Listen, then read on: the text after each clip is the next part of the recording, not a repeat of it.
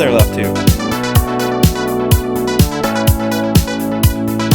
LeftTube, let's talk. So, Peter Coffin made a video response to Gushin's open letter to BreadTube, where he outlined what he sees as some of our biggest failures here on the tube. He talks about the splitting into teams of dirtbags and SJWs, guilty as charged. I want to also bring up the sort of rift that has been opening up between the dirtbag left and the SJW left on Twitter and YouTube, and how there's been this ongoing argument over which one is better. And I'm basically bringing that up because, in my opinion, it shows this rift as much as the video that Gushin made. There's this thing going on where people are starting to realize that, this liberal concern of morality isn't enough. I don't necessarily really particularly love the whole dirtbag left versus SJW thing, because I think in a lot of ways it's basically just splitting the market because the demands are splitting in a way, and all that does is really just create two markets for different types of content and isn't really actually furthering leftist thought. And the hypocrisy of a leftist movement that isn't actually organizing or doing any moving. I mean, if we just want to be a boutique market and put content out that people love and feel good about and go about their daily lives thinking that they're better than everybody else because they know the leftism, we could do that.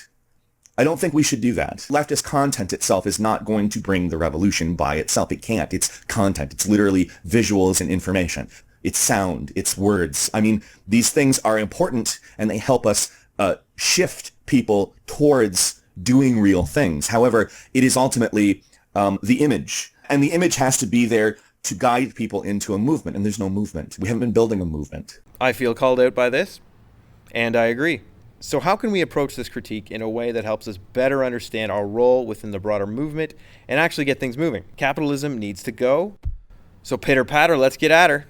Political scientist Stephen Skowronek wrote about governing coalitions, arguing that successful social movements consist of three equally important parts: intellectual entrepreneurs, the ones who put ideas forward; network entrepreneurs, the ones who facilitate the exchange of said ideas; and political entrepreneurs, the ones who turn these ideas into law, as well as financiers, or patrons in our case. The task of each category is as follows. Intellectual entrepreneurs must expose the system and advance a better alternative. Network entrepreneurs must create a community to unite the fighters against the foes. Political entrepreneurs must fight from the inside. So right now we're kind of tackling the first, although we're mostly disseminating old ideas, but that's only one part of the puzzle. We need to start playing an active role in facilitating and working with the other two roles.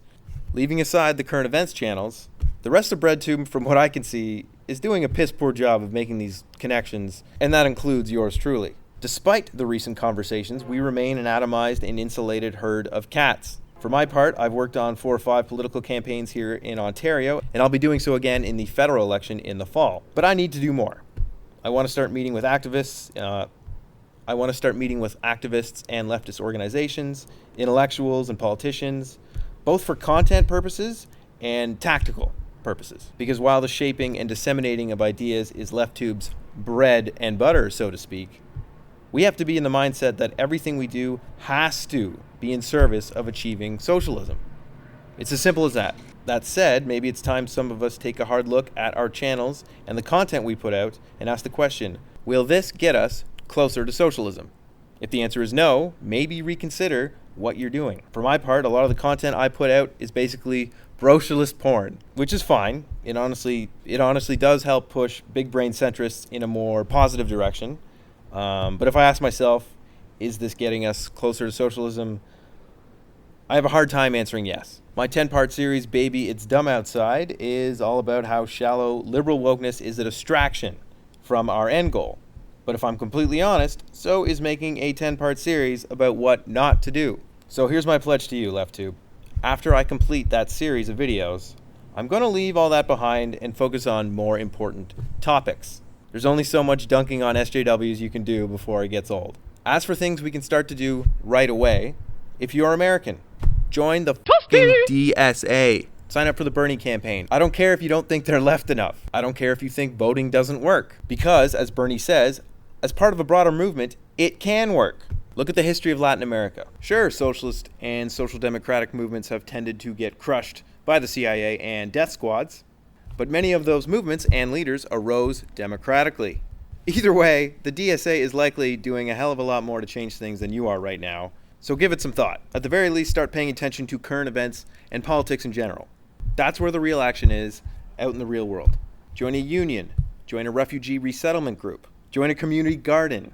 Leave a copy of the Communist Manifesto in the lunchroom of your workplace. For a rundown of all the better-known revolutionary methodologies, check out Non-Compete's Beginner's Guide to Overthrowing Capitalism. If you're a YouTuber, ask your audience to do the same. Start building connections with other creators.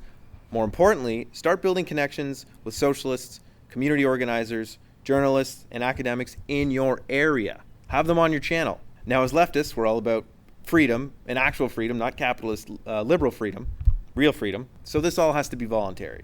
But at the same time, I think it's incumbent upon all of us to do some serious introspection about what we're doing here as a whole. So let me know in the comments what you'd like to see from me in the future for this channel.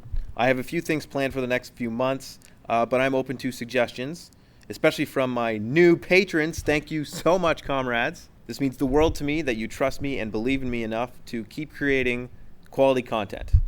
Solidarity. And if you subscribe to this channel for the brocialism, worry not. I've still got 5 or 6 chapters left to go through. Given all the work I've already put into the script, I've started it, I'm going to finish it. And given the length of the last chapters, there's lots of brocialism left to go, so don't worry too much. All right, comrades, we're done here. So this time, in addition to helping out propagandists like myself, financially through Patreon, I want you to get off YouTube for a hot minute and start thinking about ways to actually apply leftism. Apply all this knowledge, discourse, and analysis you've been absorbing through LeftTube. Look up political or community activist groups in your area that you can learn from or help out. I neglected to mention one other great way that we can organize on YouTube. If you are a content creator, join the FairTube Union. This will give us some bargaining power in our war against the ridiculous new rules and algorithms that YouTube keeps throwing at us. Link in the description. Otherwise, make sure to like, share, and subscribe. Consider becoming a patron, and thank you to my new patrons. I'm actually pretty close to that 10-minute mark on this video, and since the YouTube algorithm tends to like 10-minute videos, let's just go waste some time with Jordan Peterson's essay writing guide. Okay. Let's see what Peterson has to say. You can use this Word document to write an excellent essay from beginning to end using a 10-step process. Most of the time, students or would-be essay writers are provided only with basic information about how to write, and most of that information concentrates on the details of formatting. These are necessary details, but writing is obviously a far more than mere formatting. If you write your essay according to this plan, and you complete every step, you will produce an essay that is at least very good. You'll also learn exactly how to write an essay, which is something very valuable to learn. To start writing your essay, go to the next page for part 1, introduction. Okay, part 1, introduction. What is an essay? An essay is a relatively short piece of writing on a particular topic. However, the word essay also means to attempt or try. An essay is, therefore, a short piece written by someone attempting to explore a topic or answer a question. Why bother writing an essay? Well, most of the time, students write essays only because they are required to do so by a classroom instructor. Thus, students come to believe that essays are important primarily to demonstrate their knowledge to a teacher or professor. This is simply and dangerously wrong, even though such writing for demonstration may be practically necessary. The primary reason to write an essay is so that the writer can formulate and organize an informed, coherent, and sophisticated set of ideas about something important. Why is it important to bother with developing sophisticated ideas? In turn, it's because there is no difference between doing so and thinking, for starters. It is important to think because actions based on thinking is likely to be far less painful and more productive than actions based upon ignorance. Ignorance like not knowing anything about Marxism and then making your whole ideology about how you hate Marxism. Kind of like that, Peterson. Sorry about that.